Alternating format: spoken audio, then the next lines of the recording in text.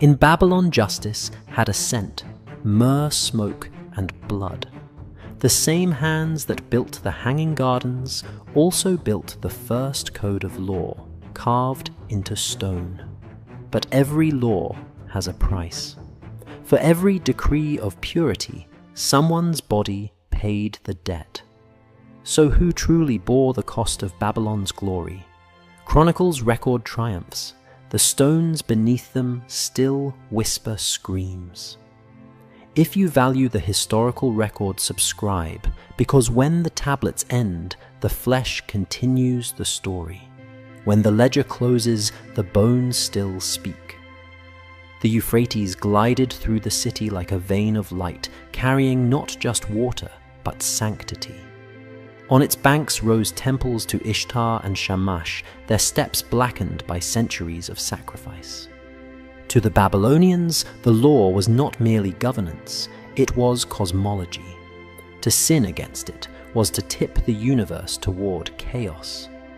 And so Babylon learned the cruelest equation in history, that purity required pain. Justice, they believed, could only exist if it was witnessed. And so they staged it. Every trial was theatre, every punishment a sermon. Citizens gathered in courtyards to watch transgressors punished in the name of divine equilibrium. The priests spoke of order. The crowd saw horror turned holy. This was the contradiction. At the empire's heart, a civilization that gave humanity its first written laws, its first astronomical maps, its first epic poem, yet defined obedience through spectacle. Babylon's brilliance did not shine despite cruelty. It was built upon it. It began with a proclamation carved in black basalt, a king standing before a god, one hand raised in devotion, the other receiving a staff of authority that shone like flame. This was Hammurabi, sixth king of Babylon, and the stone behind him would outlive every ziggurat, every dynasty, every god that blessed his throne. Upon that tablet of law, 7 feet tall and cold as eternity, he declared that justice itself was divine. In his vision, law was not invention, it was revelation. The Code of Hammurabi was introduced not as the product of men, but as the decree of Shamash, the god of justice. Every punishment, every clause, every hierarchy was sanctified by heaven's authority. By claiming the gods as legislators, Hammurabi achieved something more enduring than conquest: obedience without rebellion. Babylon at the time was an empire of astonishing complexity. Fields irrigated by canals, markets glittering with copper, and grain slaves from conquered cities, sold alongside incense and lapis lazuli. But order was fragile. Beneath the wealth seethed envy lust and the constant threat of chaos. Hammurabi understood that swords could command obedience only for a moment. Faith, however, could command it for generations. Thus, he crafted the first fully codified system of law, 282 rules carved into the basalt stela, now resting in the Louvre. Its language was surgical and absolute. If a builder constructs a house and it collapses, killing the owner, the builder shall be put to death. If a son strikes his father, his hands shall be cut off. The symmetry was brutal, the logic crystalline. Justice in Babylon was not blind, it was ornamental, displayed in balance carved in terror.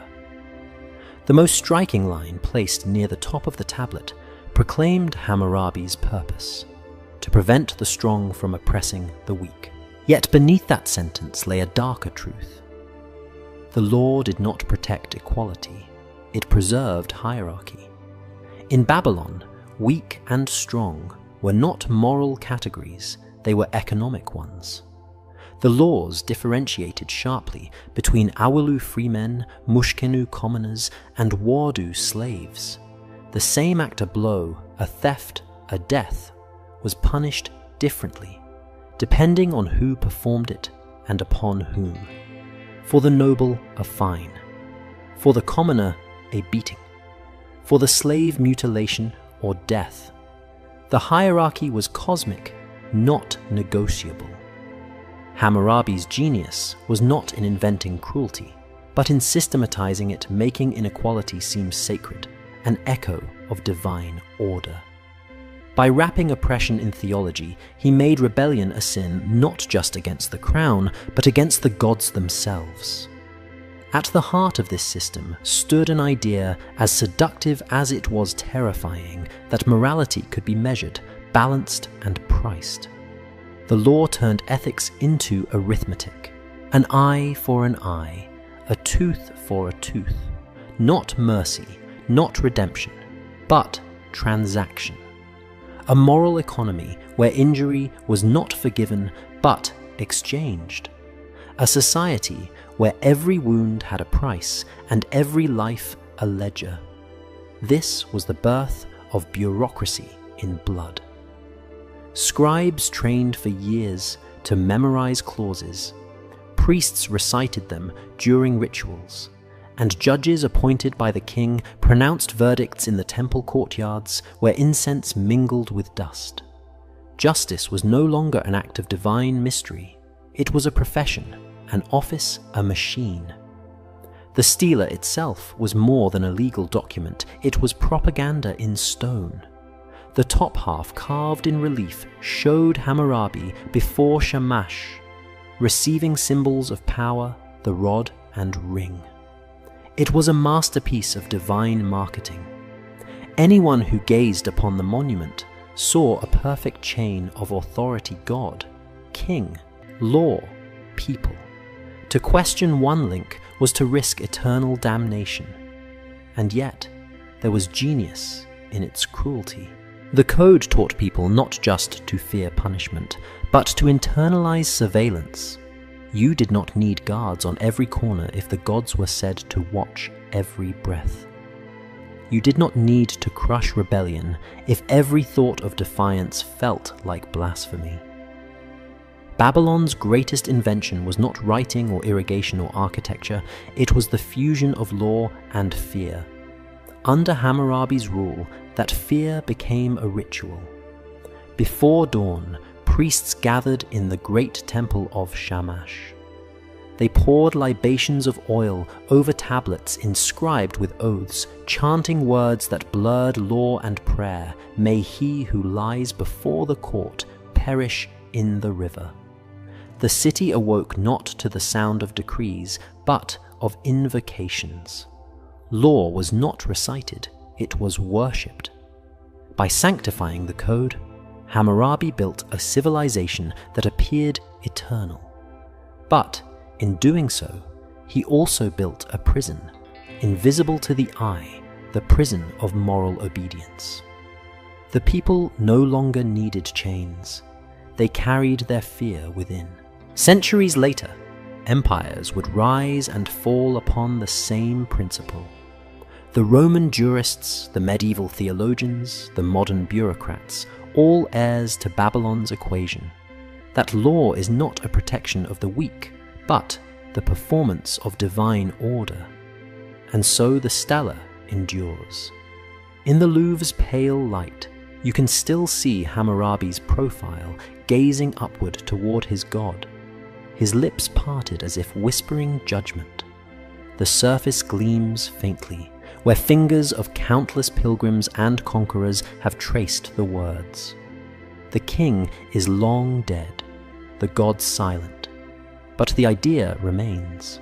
Justice carved in stone, fear written into faith. The empire of law began not with fairness, but with obedience. Obedience sanctified by terror. If Hammurabi built the architecture of order desire, was the fire threatening to burn it down?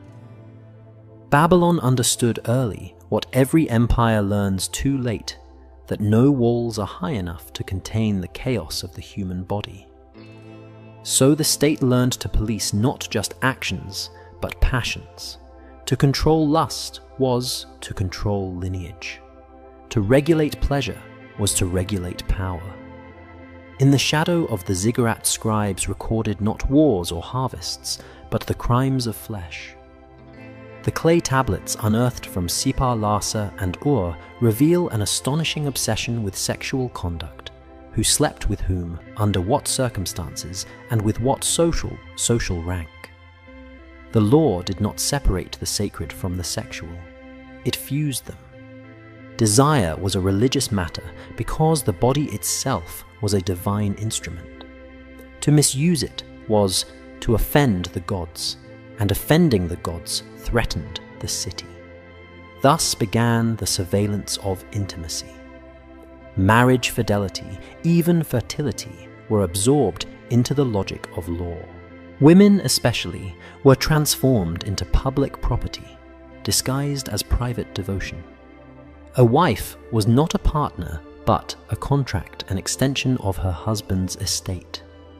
The legal tablets used the same verb for both to acquire. To marry was literally to take possession. The Code of Hammurabi devoted over 30 clauses to sexual morality. It forbade adultery, but not for reasons of faithfulness or virtue. Adultery was defined as the theft of another man's property, the woman's body as collateral, her honor as currency. A man who caught his wife with another could drown her if he wished. He could also pardon her, but only if the king approved. The law treated mercy as a royal privilege, not a human right. In contrast, if a husband committed adultery with a servant or prostitute, the tablets fell silent. The gods, it seemed, were not equally offended by male desire. What they feared was the confusion of inheritance, the possibility that power might flow through an illegitimate womb. Babylon's laws were less about purity than control of lineage. The body of a woman was an archive of ownership, and the law was its lock. Archaeologists once uncovered a letter from a merchant named Abum in 18th century BCE Mari. He writes to his wife, ordering her to stay indoors and avoid speaking to other men while he is away on business. His tone is not affection, but command. Beneath the words lies a quiet terror, the fear that a single act of desire could unravel the moral economy of an entire household. Every home was a miniature empire, and every wife its conquered territory. The law turned private life into performance. Marriage contracts were drawn up before witnesses sealed with clay impressions and stored in temple archives. Some even specified penalties for infertility or disobedience. One surviving contract declares, if she bears no child within 2 years, she may be sent away or replaced by a concubine. Love was not the foundation of union. Productivity was. Yet Babylon's control over desire was not confined to women. Men too were caught in the web, expected to embody discipline, virility, and paternal authority. A man who failed to produce heirs risked social suspicion. A man too indulgent in pleasure risked ruin. The law taught that pleasure without purpose was rebellion. Sexual energy belonged to the gods, to be used only in service of fertility or devotion. And so the temples became paradoxes, places of worship, where sex was both forbidden and required. Priestesses of Ishtar known as Naditu lived in ritual seclusion, dedicated to the goddess of Yet, bound by vows of celibacy. In contrast, temple courtesans performed sacred intercourse to bless fertility festivals. The line between holiness and sin blurred so completely that Babylon no longer distinguished between devotion and defilement. But this contradiction served power perfectly. When law and lust merged, morality became unchallengeable. The priests dictated who was pure and who was profane. The king's code transformed bodily autonomy into civic duty. The surveillance of desire did not rely on soldiers, it relied on shame. And shame, unlike chains, needed no iron. Imagine for a moment the daily life of a Babylonian woman, her footsteps measured, her voice moderated, her gaze lowered when passing a stranger. Every gesture calculated against suspicion. She carried not only her jewelry and veil, but also an invisible sentence, the presumption of guilt should she ever forget her role. The veil, often thought to be modesty's symbol, was actually the opposite, a legal boundary. Only noble women were permitted to wear it. Slaves and prostitutes were forbidden from covering their heads. Modesty itself became a privilege, another tool to divide women from one another. In public squares, these distinctions were obvious. The veiled wife passed untouched. The unveiled concubine endured glances that were not invitations, but reminders. She existed outside sanctity, outside law. For Babylon, morality was geometry. Every person had a fixed place, every desire a measured cost. Over time, this system created a civilization obsessed with appearances. A woman's body was her social document, a man's restraint his credential. Yet, beneath the surface lay corrosion, a moral exhaustion born of constant vigilance. For when love is regulated,